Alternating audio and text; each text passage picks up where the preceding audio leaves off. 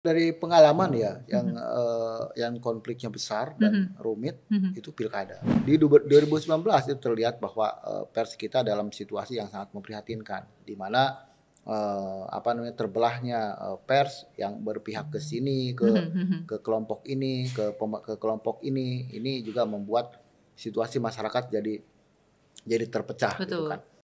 Ada, sebuah media di Gorontalo Mhm, dikepung mhm, oleh apa namanya, oleh, preman mhm. dalam tanda kutip, kemudian media itu televisi lokal di Mhm sana, mhm mhm. dirusak alat Oh. broadcast-nya, nah kemudian sampai diintimidasi, Mhm mhm. kameranya juga dibanting, Mhm, rusaklah mhm mhm istilahnya di mhm. saat live siaran.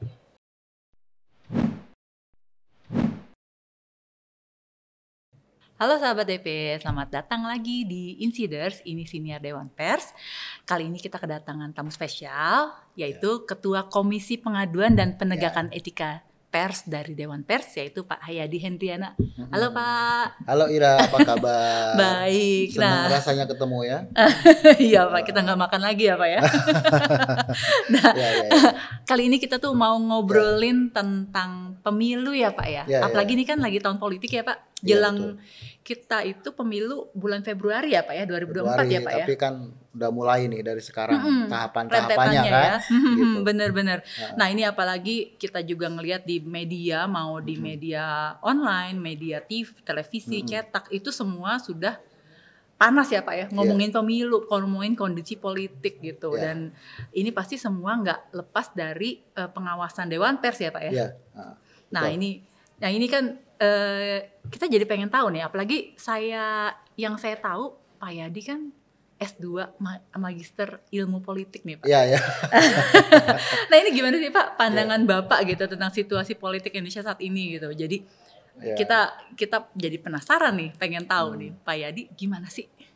Jadi, proses demokrasi di negara manapun biasa seperti ini gitu ya, hangat-hangat, ada kompetisi, ada apa namanya, ya menghangatlah suhu Betul. demokrasinya itu adalah hal Lazim ya Pak ya. biasa gitu kan. Kemudian hampir di semua negara gitu kan, mau di Amerika yang demokrasinya udah sejak lama, kemudian di negara-negara Eropa juga. Nah, di Indonesia itu juga sama saja proses demokrasi ini membuat kita lebih, banyak, apa namanya, eee, lebih lebih naik lagi nih adrenalinnya gitu kan. Dan ini satu hal yang harus kita apresiasi dari masyarakat, berarti tingkat perhatian masyarakat sangat tinggi. Tapi yang kedua, bahwa, pers di sini memiliki peran yang sangat penting, bagaimana membuat, proses demokrasi ini terjaga, guidance-nya itu jelas dan masyarakat tidak salah pilih dalam memilih pemimpin. Nah, Nah, itu yang paling itu penting, penting banget tuh Pak. betul, Oke, jadi karena sekali salah pilih kita deritanya 5 tahun ya Pak ya? 5 tahun, bahkan nanti, 5 tahun itu akan terulang lagi. Nah, itu Betul, berbahaya gitu kan. betul Jadi betul. pers ini harus memberikan informasi yang akurat, Mhm, betul-betul, selain akurat itu betul-betul teruji kebenarannya, mhm. betul-betul, faktual juga dan, selain itu juga, bisa membuat masyarakat itu, "Wah, pilihan saya yang ini nih." Mhm Yang mhm bagus nih, yang mhm. betul-betul bisa memimpin Mhm mhm mhm. Indonesia ke, masa depan yang lebih baik, lebih Mhm cerah. Nah, mhm. itu adalah tugas pers. Mhm mhm Tugas mhm pers itu mhm seperti itu, dengan mhm informasi yang sangat, baik gitu mhm. kan, kayak gitu. Nah ini kan, kita flashback sedikit ya Pak ya. Jadi, Iya, Pak Yadi kan memang pernah jadi Ketua Umum Ikatan Jurnalis Televisi iya, Indonesia ya Pak, iya IJTI ya Pak betul, ya. heeh, Nah itu kan, apa ya, memberikan perhatian khusus terhadap perilaku media dan wartawan terkait, pemilu, pemberitaan mhm, pemilu. mhm, mhm. Nah ini gimana tuh Pak, waktu kasus pemilu 2014, 2019 itu kan Pak Yadi Iya, ngalamin banget ya Pak ya? iya betul, Dan itu kan waktu itu saat, terutama 2014, 2019 ya, pers sempat terbelah juga ya, Pak, ya? iya, Ada iya, partisan-partisan gitu. setuju, Itu setuju. gimana tuh, Pak? Jadi, memang betul, saya mengalami itu karena di 2 periode itu saya memimpin IJTI. Mhm, Jadi, saya paham betul situasinya waktu itu dan yang paling menarik di 2014 itu kita mulai dengan, medsos yang sangat masif. Betul. Kemudian ditambah 2019 juga medsos juga yang sangat masif, dan di sini bagaimana peran pers di situ, kan? Ini yang paling penting. Nah di situ kita belajar situasinya gitu kan. 2014 itu mungkin baru awal, tetapi di situ pers betul-betul sudah diuji bagaimana membuat produk-produk religius yang baik. Di 2019 juga sama. Gitu kan.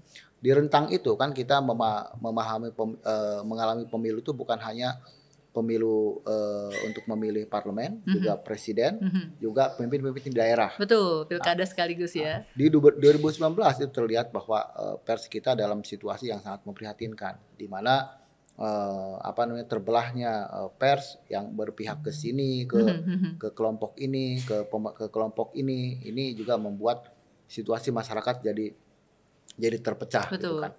Bahkan dalam satu sisi satu media menayangkan quick count yang memenangkan A, satu media memenangkan quick count yang memenangkan B. Ini adalah situasi yang sebetulnya tidak harus terjadi gitu kan. Seharusnya itu semua media menayangkan semua informasi yang ada di situ gitu kan. Tidak menghalangi informasi. Jadi nggak partisan banget. Nggak partisan. Jadi semua informasi ini menurut ini begini nanti masyarakat akan menilai sendiri seperti apa. Kemudian yang kedua itu juga di situ ada satu lembaga memang yang tiba-tiba melarang, men-take-down, tidak boleh menayangkan quick count seperti itu. Tidak betul juga. Gitu. Artinya akan membuat masyarakat terfilter untuk tahu informasi yang sebenarnya. Nah itu juga itu. Jadi Dewan Pers, saya ingat waktu itu mengambil sikap bahwa semua hasil quick count harus ditayangkan oleh media. Jadi tidak hanya ya, Pak, ya? preferensinya masing-masing. Betul. Itu satu kejadian 2019 itu, dan kemudian tapi kita bisa melalui itu, dan itu pembelajaran bagi pers. Kemudian yang kedua juga di proses pilkada sebelumnya juga, sebelum 2019, saya ingat betul bahwa ada sebuah media di Gorontalo dikepung oleh preman dalam tanda kutip. Kemudian media itu televisi lokal di sana dirusak alat broadcastnya. Nah, kemudian sampai diintimidasi, kameranya juga dibanting, rusak lah istilahnya di saat live siaran. Ya ampun. Nah, ini situasinya ini terjadi gitu kan. Setelah melihat itu, ya kami di IJTI, kemudian teman-teman AJI juga, PWI juga, Dewan Pers juga berteriak dong, bersuara bahwa ini tidak betul, ini intimidasi terhadap pers, ini kekerasan terhadap pers. Yes, kita setuju itu adalah sebuah kekerasan terhadap pers. Sampai di situ. Tapi kami kan tidak bekerja sampai di situ. Kami cek dan verifikasi di lapangan apa yang terjadi. Yang mencengangkan yang terjadi itu adalah satu kesalahan memang ada di pers itu sendiri. Nah, kenapa saya katakan kesalahan tadi pers sendiri? Ternyata media tersebut melakukan interview cuma dengan satu pihak. Oh, nggak cover both sides itu ya, Pak ya? Jadi pihak yang tidak diinterview itu marah, datang ke sana. Jadi kemarahan dipicu atas kesalahan kehendak yang dilakukan oleh media itu sendiri. Jadi di situ memang ada kekerasan terhadap pers, tetapi kemudian ada kesalahan penerapan kode etik di pers itu sendiri yang tidak melakukan proses interview secara cover both sides. Nah, di Makassar juga kan pada tahun yang sama waktu itu ada juga sebuah kantor media dibakar. Nah itu adalah sebuah aksi kemarahan dari masyarakat karena pers dinilai tidak berimbang, tidak lain. Nah tetapi saya katakan juga bahwa apa yang dilakukan oleh masyarakat, apa yang dilakukan oleh oknum, apa yang dilakukan oleh kontestan dan lain-lain itu tidak betul. Gitu kan? Karena kan salurannya kalau tidak puas dengan proses di media berita, mereka kan harusnya melalui ke proses pengaduan Dewan Pers. Ya, nah, nggak itu main hakim sendiri gitu tidak ya, main hakim sendiri gitu kan. Ada salurannya. Dewan Pers membuka pengaduan selama 24 jam setiap hari. Siapapun boleh mengadu dan akan cepat gitu kan. Apalagi dalam kasus-kasus pemilu ini kan ada satgas khusus yang dipersiapkan oleh kami dan kami harus menyelesaikan kasus-kasus ini dengan cepat, responsif agar bisa ditindaklanjuti dengan baik dan tidak ada kekisruhan di masyarakat yang berkepanjangan. Jadi itu adalah concern dari kami. Jadi kami tidak mau apa yang terjadi pada tahun-tahun pemilu sebelumnya terjadi di tahun 2023, 2024 ini karena ini berbahaya. Proses demokrasi ini harus dijaga dengan baik dan pers memiliki tugas itu. Jadi memang kejadian-kejadian ya bisa dibilang agak chaos tadi itu bisa kita jadikan pelajaran ya Pak untuk ke depan ya. Betul. Jadi benar dijadikan catatan oleh Dewan Pers supaya mengantisipasi nggak ada lagi yang kayak gitu ya Pak ya. Iya betul. Satu bahwa emang apa yang dilakukan oleh Dewan Pers untuk 2024 ini.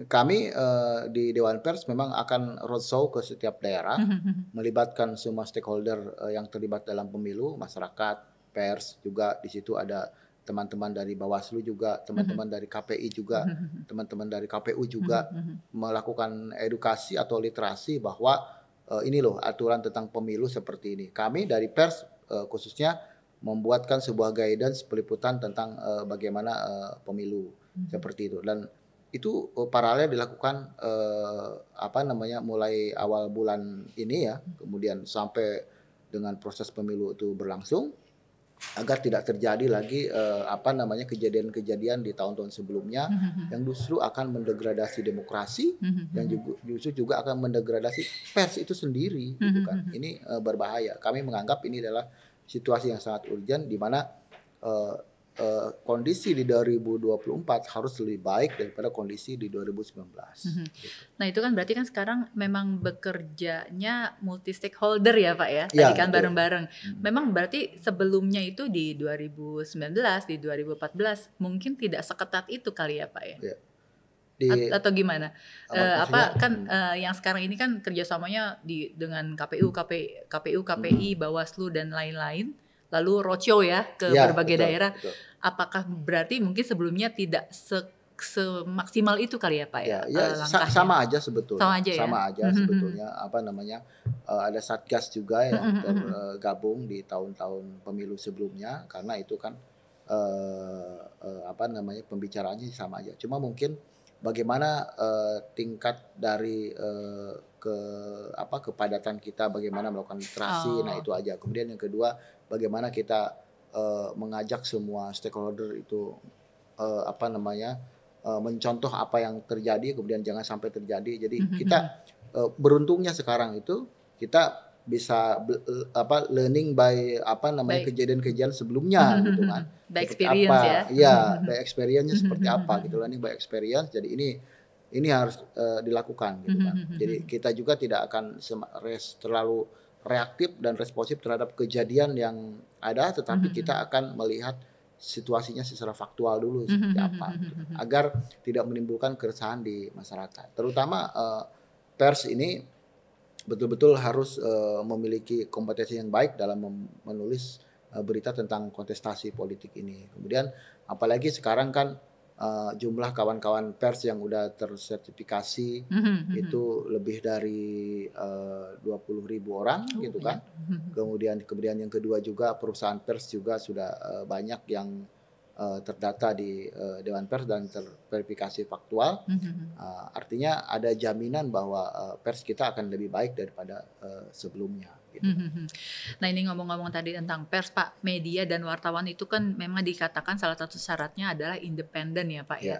Nah kalau terkait dalam konteks kita peliputan pemilu ini nih Pak nih di politik itu kalau independen harus seperti apa sih Pak? Ya independen artinya dia bebas daripada intervensi apapun gitu kan. Dia tidak berpihak kemanapun dalam konteks pemilu. Gitu kan. Di mana keberpihakan wartawan? Keberpihakan wartawan cuma satu, kepada kebenaran dan publik. Itu aja yang terjadi gitu kan. Selain itu enggak gitu kan. Apakah sekarang pertanyaan, loh sekarang banyak media dimiliki oleh pemilik partai dan lain-lain, enggak apa-apa, tidak ada masalah gitu kan. Di Australia juga sama, kemudian di Italia juga sama, di Thailand juga sama, di hampir semua negara juga sama. Yang harus dilakukan itu adalah meskipun dia tidak berpartai, tapi medianya tidak boleh partisan, gitu kan. Kan pernah juga gitu kan dalam sebuah kejadian di Jakarta Post gitu kan, dia melakukan membuat tajuk opininya endorsement bahwa dia mendukung salah satu presiden gitu. Betul. Ya boleh aja, itu kan opini. Iya. Tetapi karya jurnalistiknya tidak boleh membuat ketidakberimbangan. Betul. Dalam karya jurnalistiknya dia harus mencerminkan, dia harus sesuai dengan kehendak. Dia harus cover both side, harus berimbang. Bahkan dalam berita-berita tentang kontestasi politik ini, pemilu ini, keberimbangan itu harus dihitung betul sesuai dengan jumlah berita, sesuai dengan wordingnya dan lain-lain. Itu biar pastikan gitu kan bahwa ini betul-betul berimbang gitu. Jadi kuantitatif kualitatifnya dilihat gitu ya Pak ya. Karena ini situasinya berbeda dalam kontestasi politik gitu. Tidak, proses konfirmasi tidak hanya just konfirmasi aja gitu kan, tetapi betul-betul konfirmasi itu keberimbangannya dicek gitu kan. Ini yang kami sarankan kepada media yang meliput kegiatan pemilu ini. Nah tadi Pak Yadi juga sempat mention Jakarta Post ya, yang dulu sempat memang bikin endorsement ya di tajuk opininya. Berarti memang kalau media itu memang sebenarnya diperbolehkan untuk declare gitu ya Pak ya. Tapi tadi secara opininya ya Pak ya, tajuk opininya itu. Nah kalau memang nggak boleh itu di peraturan di mana sih Pak? Yang tidak boleh itu kan karya jurnalistiknya tidak boleh, dia tidak berimbang, dia harus berimbang, dia harus cover both side. Bahwa media tersebut declare ya, media itu kalau LPP nggak boleh ya, lembaga penyiaran publik, misalkan semacam TVRI, RRI dan lain-lain, Antara itu kan itu lembaga publik, plat merah ya. Itu kan nggak boleh gitu kan. Tapi kalau misalkan media-media itu ya silakan aja declare secara opini, tetapi karya jurnalistiknya nggak boleh. Karya jurnalistiknya harus tetap berimbang dan lain-lain seperti itu.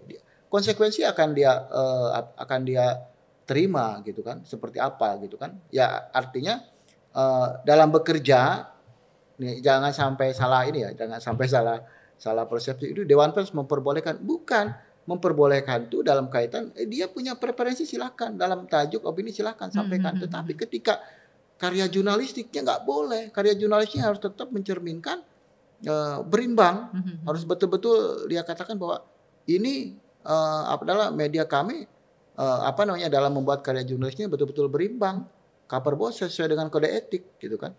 Kalau tidak ada ini ya akan berlaku, dia akan melanggar kode etik gitu kan, masuk ke ranah perselisihan di Dewan Pers. Oh, gitu kan. Jadi bisa diadukan ya Pak ya? Bisa diadukan, silakan aja. Dan kan dalam prosedur pengaduan juga apa yang terjadi gitu kan. Kalau seandainya media tersebut melakukan kesalahan yang sama 3 kali berturut-turut, di sini disebutkan bahwa Dewan Pers tidak akan bisa lagi menangani kasusnya gitu kan. Ya kalau Dewan Pers tidak bisa lagi menangani kasusnya, kemana? Ya artinya pilihannya silahkan aja gitu. Gitu. Nah ini nilai sahabat TP Pak Yadi sampai bawa loh buku saku wartawannya. Itu wajib. Wajib itu. Ini buku wajib. Kemana-mana saya selalu bawa ini karena saya takut salah kutip. Takut gitu kan. Iya. Nanti kalau salah kutip dikutip orang sebagai anggota Dewan Pers malah jadi blunder ya Pak ya. Iya betul. Ini wajib nih, saya harus bawa. Rata-rata sih teman-teman anggota Dewan Pers itu yang ini pasti bawa ini. Pasti selalu ya Pak ya. Jadi kayak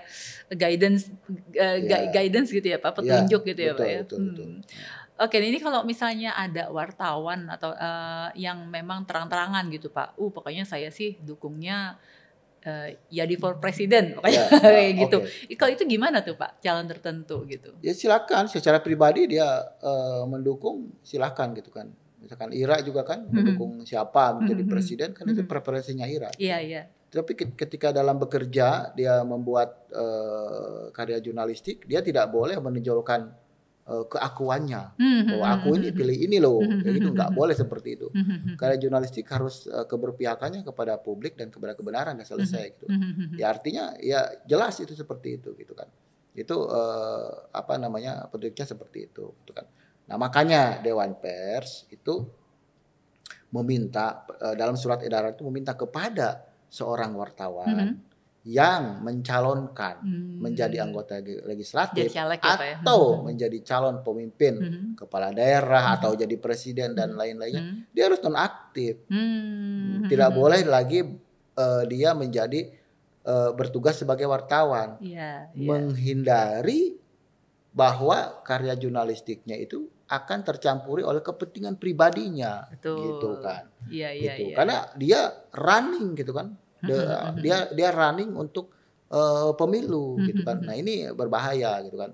Itu udah tegaskan sejak Desember lalu, kita meminta kepada mereka yang mencalonkan diri menjadi anggota legislatif atau menjadi calon kepala daerah macam-macam gitu. Dia tidak boleh lagi aktif sebagai jurnalis gitu. Juga ini harus dilakukan oleh perusahaan perusahaan persnya harus menonaktifkan yang bersangkutan gitu kan. Atau lebih baik yang bersangkutan mundur dan yang bersangkutan konsentrasi di ranah politik. Iya, iya. Karena memang saya pernah baca aja juga pernah dengar dari di acara seminar apa ya waktu itu. Itu juga dikatakan ada beberapa media memang justru cuma kasih 2 opsi.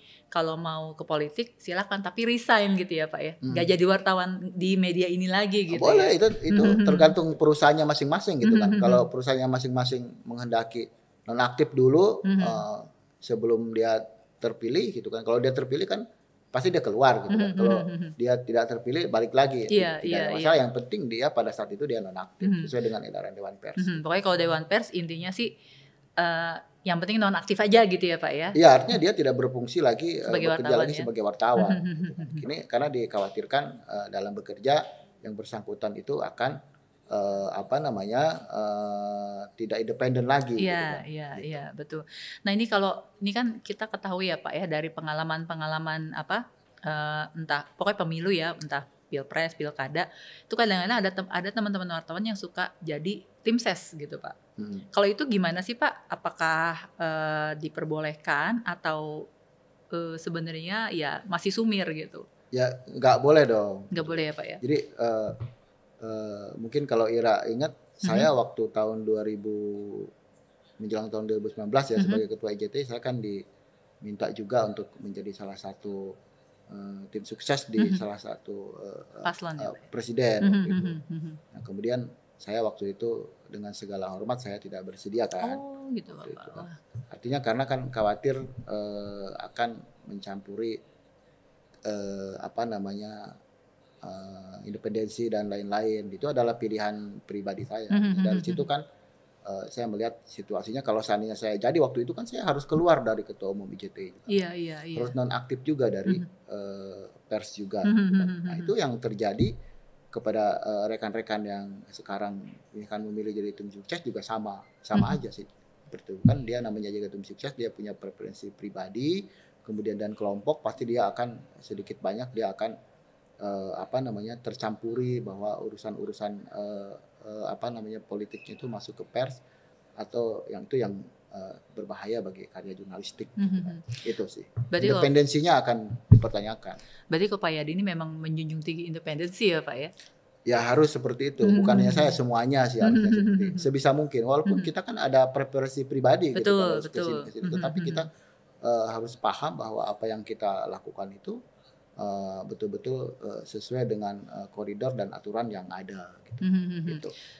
Nah ini kita kalau mungkin kita baca berita atau nonton berita gitu ya Pak, kadang-kadang kan ada paslon A itu menggunakan berita terutama judulnya untuk menyerang paslon lain gitu Pak. Itu kalau itu masuk ke ranah Dewan Pers nggak sih Pak? Ya kalau misalkan judul itu kan tidak boleh beropini dan menghakimi. Bukan hanya judul kan, semua karya jurnalistik itu tidak boleh ada opini, tidak boleh ada yang menghakimi. Kalau seandainya itu dalam penilaian menghakimi dan beropini, tentu itu adalah pelanggaran kode etik dan itu bisa diajukan ke Dewan Pers. Gitu, bisa diadukan ya Pak ya? Bisa diadukan ke Dewan Pers. Gitu. Oke, iya soalnya kadang-kadang tuh ya kita tahu ya Pak ya saat ini kan pers kita terutama yang online sukanya hobinya clickbait ya Pak ya. Jadi supaya yang baca banyak, jadi kesannya tuh judulnya seolah-olah misalnya Pak Yadi itu paslon, saya menyerang Pak Yadi di judul, padahal isinya tuh nggak nyambung gitu ya Pak ya. Nah itu udah jelas kalau seandainya itu terjadi, ini pelanggaran berat ya terhadap pers itu sendiri, dan artinya itu bisa dikategorikan berita hoax. Betul. Berita yang tidak akurat. Artinya betul-betul itu prejudice gitu kan. Itu nggak betul gitu kan. Itu pelanggaran yang sangat berat. Dan kalau misalnya 3 kali betul-betul media tersebut melanggar tersebut, ya artinya ada mekanisme di panduan pengaduan, ya Dewan Pers sudah tidak bisa lagi menanganinya, gitu kan. Artinya kalau Dewan Pers tidak bisa lagi menanganinya, ya misalkan ke ranah apa lagi gitu, ranah hukum apa lagi gitu kan. Ya terserah pengadunya mau kemana. Gitu. Oh, iya Dari karena situ. kalau pemilu itu memang ranahnya bisa ke, kan tadi Satgasnya ada Dewan Pers, ada KPI, ada Bawaslu juga, bisa diadukannya ke berbagai itu ya Pak ya, Ya lembaga enggak, itu. artinya untuk karya pers tetap ke Ke Dewan Dewan Pers Pers ya. gitu kan. Tetapi dari situ Dewan Pers mengeluarkan risalah atau hasil keputusannya seperti ini. Nanti itu akan jadi panduan dari Bawaslu untuk apa namanya naik ke seperti apa gitu Oh kan, iya. gitu. Proses lanjutannya Proses gitu ya Pak selanjutnya ya. seperti apa gitu kan. Nah, KPI juga sama gitu kan. Seperti itu. Oh, I see. Oke. Nah, ini kan Pak nih kayak akhir tahun lalu ya Pak ya, Desember itu kan Dewan Pers berencana bentuk tim khusus pengaduan terkait Ya. pemberitaan pemilu. Nah, ini udah dibentuk ya Pak ya? Udah jalan karena tim kami di pengaduan itu ada kurang lebih hampir 10 orang gitu kan. Dan selain mereka apa namanya melakukan proses pengaduan sehari-hari, juga untuk kasus-kasus pers juga kita berikan atensi khusus dan dilakukan secara cepat, dan ya, kita udah mintakan kepada teman-teman pengaduan untuk memberikan apa namanya perhatian khusus terhadap kasus-kasus pemilu.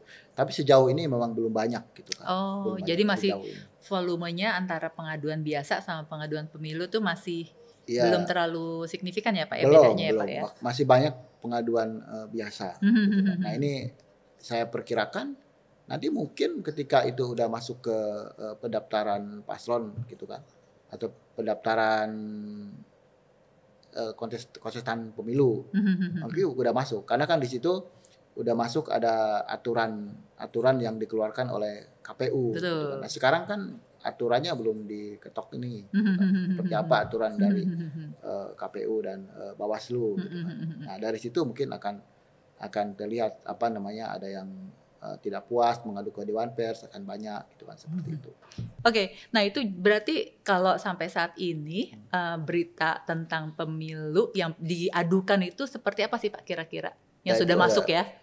ada dua yang dominan yang masuk itu. Yang pertama itu kasus salah satu partai yang mengadukan apa namanya salah satu media, yang diadukan itu opini dari media tersebut. Kemudian yang kedua juga berita dari media tersebut yang dinilai menghakimi. Kemudian Dewan Pers waktu itu sudah memberikan penilaian cukup lama juga, kami melakukan mediasinya, tetapi dari sisi penilaian memang kami cepat analisa, dan akhirnya Dewan Pers mengeluarkan apa namanya PPR itu adalah apa namanya jika tidak terpenuhi di mediasi, maka kami PPR di sidang pleno, artinya di sidang pleno Dewan Pers, dan disepakati bahwa media tersebut memang melanggar gitu kan. Nah, sudah disampaikan hak jawab gitu kan, cuma permintaan maafnya belum. Oh, Nah, itu baru hak masih jawab ya, tinggal permintaan maaf ya Pak. itu masih Oke. dispute di antara pengadu dan teradu. Itu yang pertama. Kemudian yang kedua juga ada pemberitaan yang wrong place dan wrong time gitu kan. Ada kesalahan di waktu dan kesalahan di tempat gitu kan. Nah, ada yang dilakukan oleh beberapa media mainstream. Nah, itu kan media online mainstream gitu kan. Tetapi itu juga bisa ditangani. Kami coba mediasi, dan kami langsung suratin bahwa langsung media tersebut itu mengakui kesalahannya dan melakukan take down berita tersebut, dan mengubahnya dengan yang lebih tepat lagi.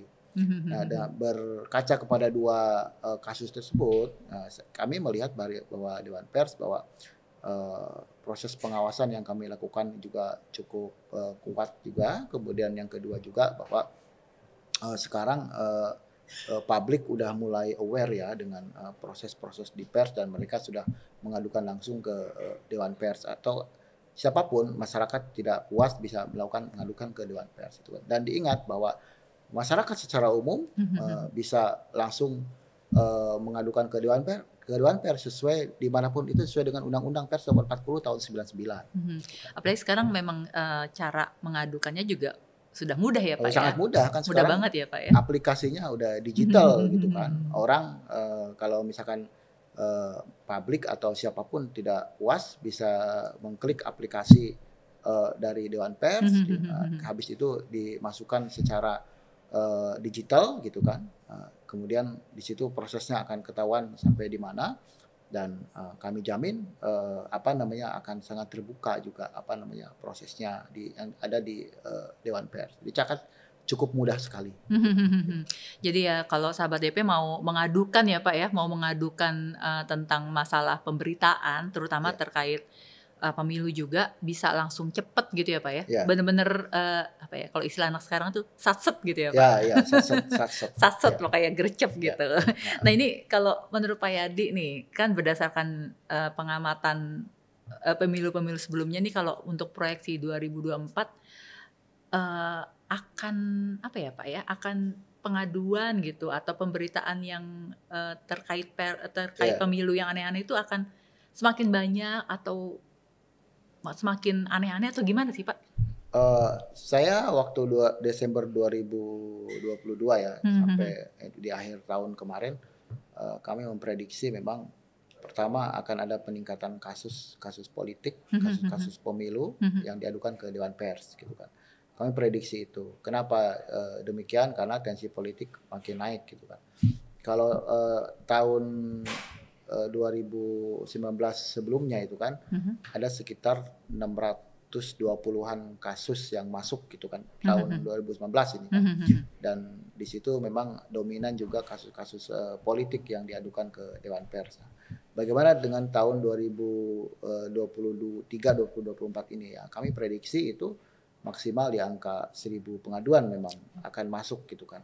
Berdasarkan peningkatan kasus dari Januari, Februari, Maret. Karena Januari, Februari, Maret ini semua kasus yang masuk itu udah melebihi dari angka 300. Artinya itu cukup besar. Gitu kan. Artinya kalau dikalkulasi kan sampai Desember bisa 1.200 gitu kan. Kalau seandainya sama gitu kan. Apalagi kami lihat ini kan masih warming up nih sampai dengan bulan Mei, Juni ini. Karena mungkin Agustus sampai September, Oktober pendaftaran itu kan itu akan naik terus mungkin. Dan mudah-mudahan sih nggak banyak kasus juga gitu kan. Kami nggak bangga dengan banyak kasus yang lapor gitu kan. Nggak malah nggak bikin target harus 1.000 nggak gitu ya Pak ya? Nggak dong. Kalau bisa lebih kurang juga gitu kan. Artinya kesadaran masyarakat akan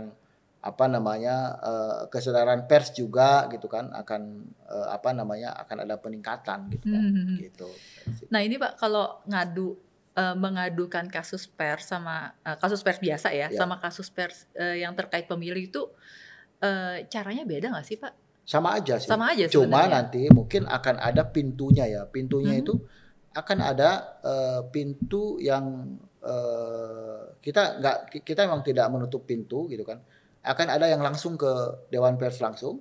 Bisa juga itu mereka akan komplain langsung ke Bawaslu atau ke KPU.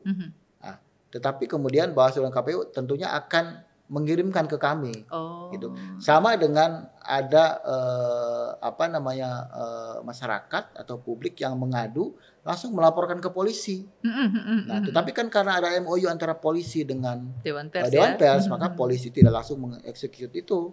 Mereka langsung melaporkan ke Dewan Pers, kemudian meminta kepada Dewan Pers untuk memberikan penilaian atau dikirimkan ahli oleh Dewan Pers, gitu kan, seperti itu. Kalau seandainya kasusnya masih memang itu betul itu kasus pers, maka Dewan Pers yang ambil alih semuanya, tidak kepolisian, karena ada MOU tersebut. Jadi persis nanti Bawaslu juga akan seperti itu. Jadi tetap pokoknya semuanya kalau terkait pers mau diadukan kemanapun tetap akan ke Dewan Pers, muaranya tuh ke Dewan Pers gitu betul. Ya Pak ya. Karena ada pedomannya. Gitu. Betul.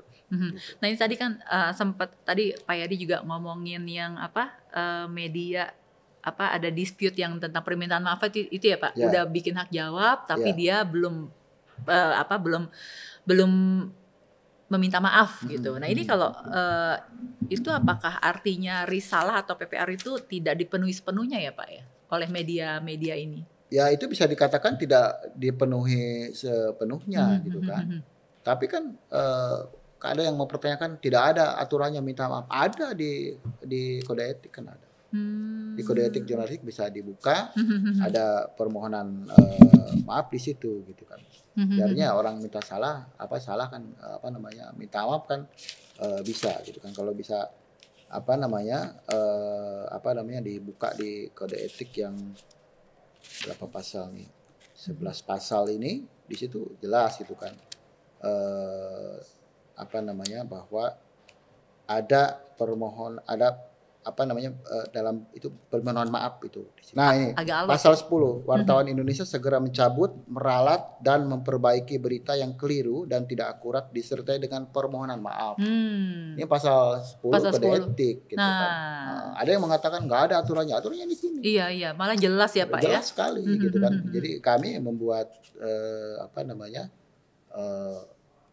hasil risalah dan PPR tentu tidak main-main karena kan sesuai dengan aturan yang ada.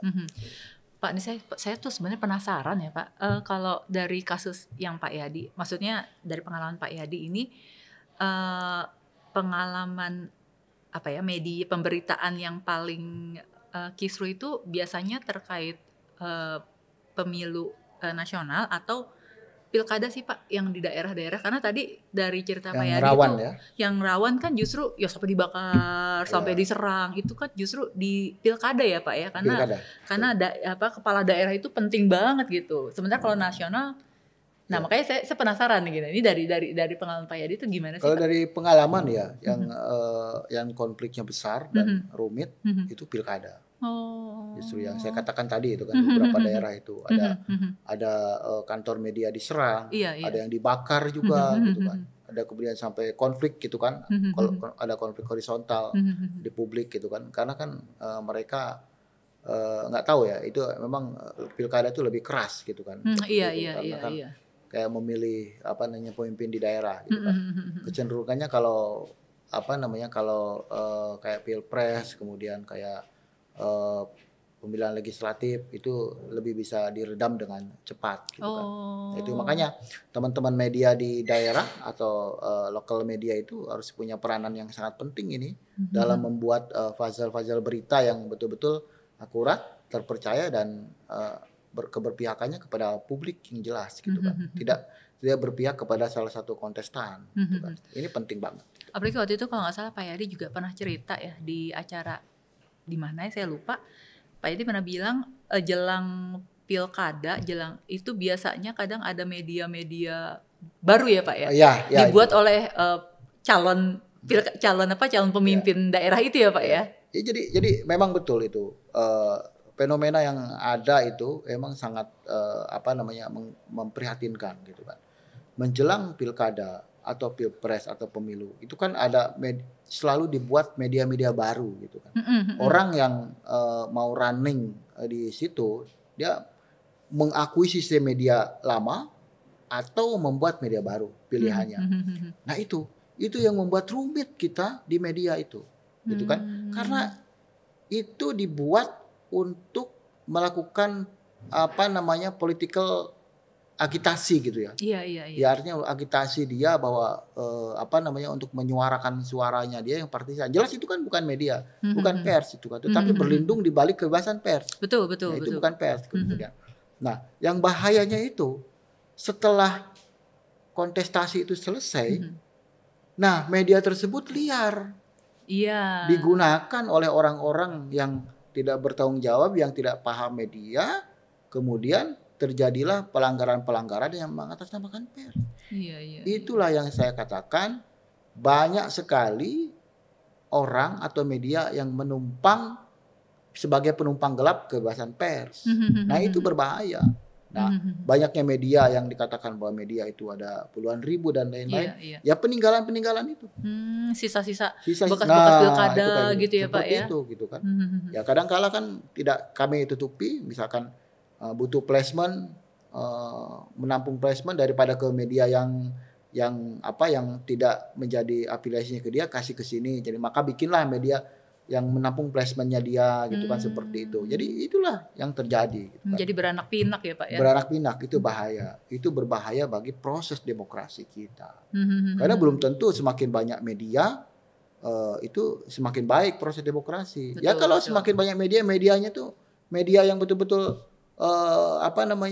bagus. Kalau medianya media yang dibuat untuk untuk proses pembusukan informasi, ya kita akan justru akan semakin buruk proses demokrasinya, karena publik tidak akan tercerahkan berita-berita yang benar gitu. Kayak gitu. So, mungkin kayak dulu tuh kita 2014 yang kayak obor rakyat itu dulu ya Pak ya. Nah, itu obor rakyat udah Salah jelas. Satunya ya Pak ya. Obor rakyat kan udah jelas, Dewan Pers mengatakan bahwa itu bukan produk jurnalistik ya. Udah jelas banget itu situ. Nah, itu kalau media-media kayak gitu tuh memang bisa bisa langsung ke Dewan Pers atau tadi ke jalur yang lain, tapi tetap ujungnya ke Dewan Pers juga gitu ya Pak ya. Ya sama, waktu itu obor rakyat kan ke kepolisian, kemudian juga kepolisian langsung minta ke Dewan Pers, dan ada putusan Dewan Pers bahwa itu bukan media. Iya, bukan media, langsung diproses oleh polisi waktu itu ya Pak ya. Itu. Kira-kira ya seperti itu. Nah itu ini tadi ada kalau pengaduan Dewan Pers itu sekarang ada namanya LPE ya Pak? Iya, lembaga pengaduan lembar pengaduan elektronik. Nah itu yang tadi Pak ya diceritakan makes everything easy ya Pak ya? Iya. Yang jadinya gampang banget itu ya Pak ya? Gitu kan.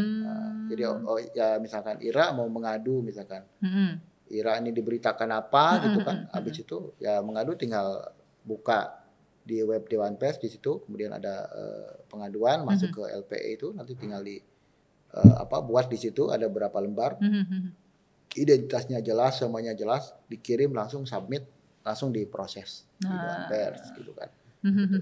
Nggak perlu bawa data lagi ke sini loh. Iya, kalau dulu kan manual ya Pak ya. Gitu kan, manual bawa data ke sini, nggak perlu lagi, upload datanya di situ. Oh, gitu. Gampang banget berarti ya. Oh oke. Dan itu dari mana aja bisa ya, dari remote ya Pak ya? Dari mana aja, di tempat yang ada internet tentunya gitu kan. Gitu. Dan di Indonesia kan sekarang semuanya udah terjangkau internet. Udah terkoneksi, betul. Orang semakin mudah. Gitu. Nah ini nih Pak, ini kan ke depan itu emang Dewan Pers apakah akan membuat rilis kayak portal-portal berita yang menyamar sebagai portal berita mainstream gitu Pak. Jadi kan ada tuh kadang-kadang misalnya let's say Kompas ya, bukannya kompas.com atau kompas.id tapi kompasnews.com misalnya kayak gitu. Itu apakah Dewan Pers akan membuat daftar atau gimana tuh Pak? Karena supaya membuat masyarakat waspada gitu Pak. Ya betul. Ya pertama itu kan kita sudah memberikan note kepada seluruh kepada publik gitu kan. Masyarakat yang ingin membuat media tidak diperkenankan, tidak diperbolehkan untuk membuat media yang namanya tuh menyerupai lembaga-lembaga negara. Misalkan KPK, Koran Pemberantasan Korupsi. Iya itu. Dikiranya KPK gitu kan, padahal itu kayak gitu. Padahal beda ya. Bayangkara.com itu nggak boleh seperti itu. Itu udah nggak boleh, Pak. Di Dewan Pers pasti dikatakan bahwa itu bukan media dan tidak akan diverifikasi oleh Dewan Pers. Nah, sekarang bagaimana dengan media-media yang membuat mirip-mirip, mirip-mirip media yang ada. Iya, yang udah mainstream ya Pak ya. Media mainstream yang ada, misalkan. Apakah itu tidak boleh? Ya itu kami masih mencoba mengkajinya. Gitu kan. Karena kan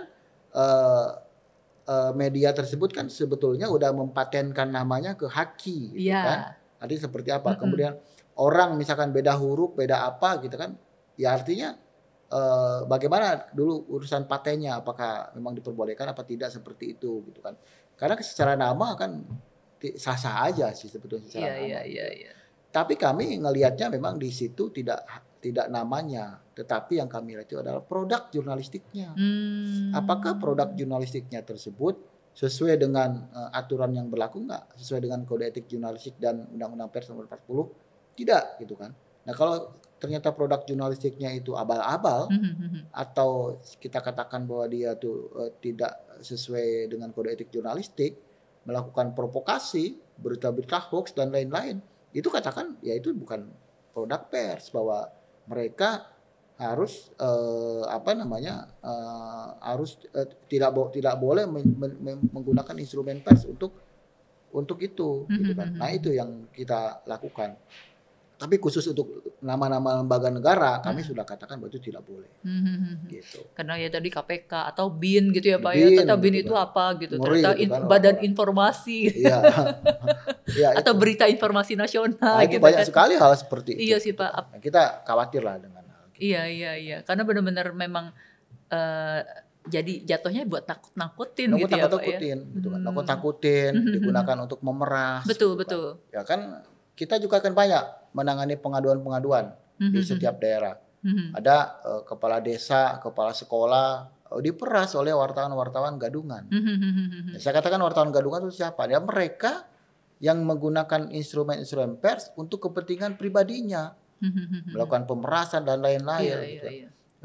Dewan Pers sudah melakukan banyak mediasi itu di Lampung, di Jawa Timur, di daerah Sumatera, hampir semua ada, dan kami katakan kepada pemimpin-pemimpin di daerah kalau menemukan praktek-praktek tersebut ya segera aja kontak ke Dewan Pers gitu kan. Dan bahkan ada juga yang orang-orang yang mengaku pers, oknum pers, kemudian menyamar dia pers padahal dia bukan, kemudian setelah diproses hukum mereka di penjara gitu kan. Karena mereka bukan pers. Iya. Tadi apa impostor itu ya Pak ya, pura-pura ya nyamar ya. Iya, betul. Seperti itulah kira-kira gitu. Nah, ini nih Pak nih kan jelang 2024 tadi kan Pak Yadi sudah memprediksi berita akan melesat ya Pak ya, melesat naik, dan juga mungkin suasana tensi politik juga akan panas di tengah masyarakat gitu. Nah, ini kalau pesan dari Pak Yadi sebagai anggota Dewan Pers itu apa sih Pak kepada masyarakat supaya terhindar dari media-media abal-abal gitu ya yang kadang beritanya tidak bisa dipertanggungjawabkan gitu ya Pak, terutama terkait pemilu gitu. Ya. Referensi informasi itu banyak sekali gitu kan. Media sosial itu jadi salah satunya, tapi bukan pilihan satu-satunya. Media juga banyak sekali referensinya, banyak sekali. Ya, media yang Bapak Ibu kagumi bukan salah satunya, tapi banyak juga media lain. Gitu kan. Artinya masyarakat harus melakukan cross check dan recheck kembali informasi yang Bapak dapatkan, apakah bisa bertanggung jawabkan nggak kebenarannya, harus cek ke sini, cek ke sini. Artinya wisdom dalam menangkap informasi itu penting sekali dilakukan oleh publik gitu kan. Karena jangan sampai dalam proses demokrasi ini Bapak termanipulasi oleh artificial intelligence. Oh iya, betul. Kalau Bapak Ibu termanipulasi oleh artificial intelligence, karena informasi yang akan diterima itu akan satu arah. Itu aja apa yang jadi preferensi kita gitu. Padahal di samping preferensi kita ada yang lain juga yang sebetulnya kebenarannya lebih akurat. Nah, itu hati-hati. Artinya wisdom dalam menerima informasi itu sangat penting dengan melakukan beberapa kali cross check informasi. Itu untuk publik. Ya. Kalau untuk media, teman-teman pers itu juga saya hanya ingin mengatakan bahwa ingat bahwa karya rekan-rekan itu dipertanggungjawabkan di dunia dan di akhirat. Betul. Nah, artinya teman-teman harus betul-betul membuat produk berita yang bisa bertanggungjawabkan, akurat, kemudian benar gitu kan, sudah terklarifikasi dan terverifikasi gitu kan. Klarifikasi aja tidak cukup, justru harus terverifikasi betul di lapangan apakah betul apa tidak gitu kan. Jika itu udah benar, maka udah bisa dikatakan itu adalah karya jurnalistik. Tetapi kalau tidak benar, nah itu akan berbahaya bagi publik karena akan membuat publik tersesat. Gitu. Oke. Pak Yadi, terima kasih banyak udah mau ngobrol-ngobrol dan memberi pencerahan buat teman-teman, dan juga semoga nih Pak Yadi jelang 2024 sebagai ketua komisi pengaduan ya Pak ya. Selamat bertugas dengan pasti banyak ya Pak ya. Terima kasih Ira dan teman-teman. Ini kita berharap pers kita di 2024 akan lebih baik lagi. Masyarakat juga akan memiliki wisdom dalam menerima informasi karena kita tidak mau terulang proses di 2019 di 2024 gitu Amin, kan. amin. Kita ingin proses demokrasi ini terjaga dengan baik dan kita menghasilkan pemimpin yang baik juga. Aduh, Gitu. insya Allah ya Pak ya, Amin. mudah-mudahan. Amin. Amin. Thank you Ira. Oke, Ya. jadi terima kasih Pak Yadi udah datang, dan juga buat sahabat DP, makasih udah menyimak. Dan sekian untuk obrolan kita hari ini. Jika ada mau pertanyaan atau ingin memberikan usulan kira-kira topik atau tamu siapa lagi sih yang sebaiknya diundang, silakan komen di bawah ya di kolom komentar. Terima kasih. Sampai ketemu di episode berikutnya.